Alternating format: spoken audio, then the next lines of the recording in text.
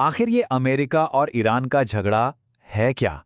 दशकों से चला आ रहा है, खत्म होने का नाम ही नहीं ले रहा। चलिए आज इसकी पूरी कहानी को समझते हैं एकदम शुरू से।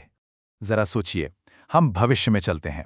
साल है 2026 और इस वक्त पूरी दुनिया की निगाहें टिकी हुई हैं मिडल ईस्ट पर। और तभी अमेरिका लॉन्च करता है ऑपरेशन एपिक फ्यूरी। पता है क्या होता है? सिर्फ 24 घंटों के अंदर ईरान पर 1000 से ज्यादा हवाई हमले, और तेहरान में ईरान की जो पूरी की पूरी टॉप लीडरशिप है उसे एक ही झटके में खत्म कर दिया जाता है। लेकिन कहानी यहीं खत्म नहीं होती। इसके जवाब में ईरान ऐसा पलटवार करता है, ऐसा पलटवार कि इजराइल में इतनी भयानक तबाही मचती है कि सरकार को वहां वीडियो पोस्ट करने पर भी बैन लगाना पड़ जाता है। तो सवाल यही उठता है कि आखिर ये नौबत आई कैसे? मतलब दो देश जो कभी एक दूसरे के दोस्त हुआ करते थे, वो आज एक दूसरे के खून के प्यासे कैसे बन गए? युद्ध के बिल्कुल मुहाने पर कैसे आ खड़े हुए? देखिए, इन सारे सवालों का जवाब ना इतिहास में छुपा है। तो चलिए पहले सेक्शन में चलते हैं और देखते हैं कि इसकी शुरुआत हुई कहां से। ये कहानी है तेल और धोखे की। तो कहानी शुरू होती है 1951 से। ईरान ने अपने तेल उद्योग का राष्ट्रीयकरण कर दिया। मतलब उन्होंने कहा कि ईरान का तेल अब ईरान का है। अब इससे अमेरिका और ब्रिटेन को बहुत गुस्सा आया।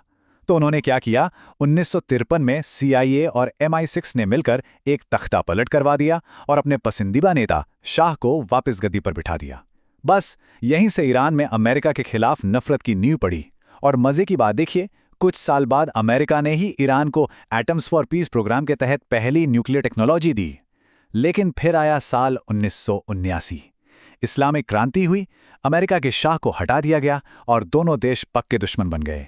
अच्छा, इस कहानी को समझने के लिए एक और चीज समझनी बहुत जरूरी है, पेट्रो डॉलर सिस्टम। अब ये क्या भला है? देखिए, 1974 में अमेरिका ने सऊदी अरब के साथ एक डील की। डील ये थी कि दुनिया में तेल का सारा व्यापार सिर्फ और सिर्फ अमेरिकी डॉलर में होगा और बदले में अमेरिका खाड़ी देशों के राजाओं को सुरक्षा देगा। इस एक डील ने डॉलर को दुनिया का राजा बना दिया और मिडिल ईस्ट को अमेरिका के लिए एक बहुत बड़ा जियोपॉलिटिकल चेसबोर्ड। तो चलिए अब दूसरे सेक्शन में चलते हैं और देखते हैं कि कैसे ये दुश्मनी एक खतरनाक न्यूक्लियर गेम में बदल गई। देखिए, न्यूक्लियर कहानी को समझने के लिए बस ये 3 नंबर याद रखिए। यूरेनियम को अगर 3 से 5% तक एनरिच करें तो उससे बिजली बनती है, जो कि ठीक है। लेकिन अगर उसे 90% तक एनरिच कर दिया जाए तो वो बन जाता है एक परमाणु बम। और ईरान आज कहाँ है?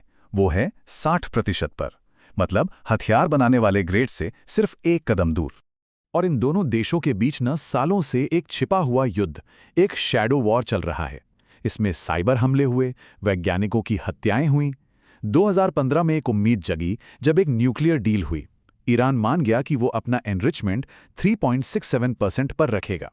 लेकिन 2018 में ट्रंप प्रशासन इस डील से बाहर आ गया और फिर 2021 में ईरान के एक न्यूक्लियर प्लांट पर बड़ा हमला हुआ। इसके जवाब में ईरान ने गुस्से में अपना एनरिचमेंट सीधा 60% तक पहुंचा दिया। और अब सुनिए सबसे डराने वाली बात।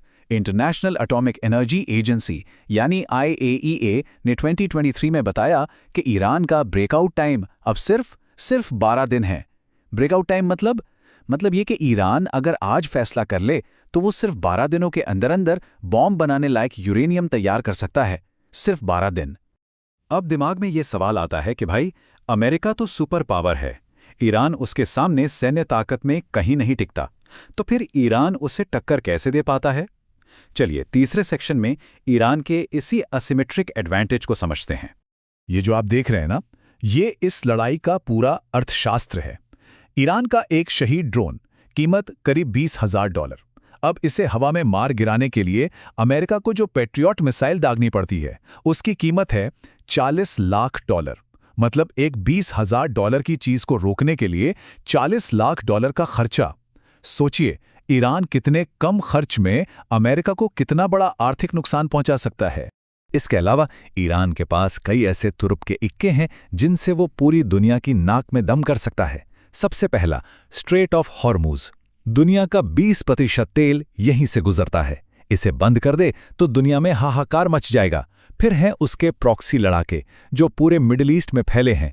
फिर खाड़ी देशों के वो डिसैलिनेशन प्लांट्स जिनसे 60% पीने का साफ पानी मिलता है, वो ईरान के निशाने पर हैं। और तो और समंदर के नीचे बिछी इंटरनेट केबल्स भी। और ये ईरान की सबसे चालाक रणनीतियों में से एक है। इसे कहते हैं मोज़ाइक डॉक्ट्रिन। ईरान ने क्या किया है, अपने पूरे देश को 31 अलग-अलग खुद से फैसले लेने वाले कमांड्स में बांट दिया है। इसका मतलब ये है कि अगर अमेरिका हमला करके तेहरान में बैठी पूरी लीडरशिप को खत्म भी कर दे, तो भी 31 कमांड अपने अपने इलाकों में लड़ाई जारी रखेंगे। मतलब एक सिर काटने से सांप नहीं मरेगा। तो अब हम पहुंचते हैं अपने आखिरी और सबसे जरूरी सेक्शन पर। इस ग्लोबल गेम का एंड गेम क्या है? ये जो टेबल है ना, ये इस पूरी कहानी का निचोड़ है।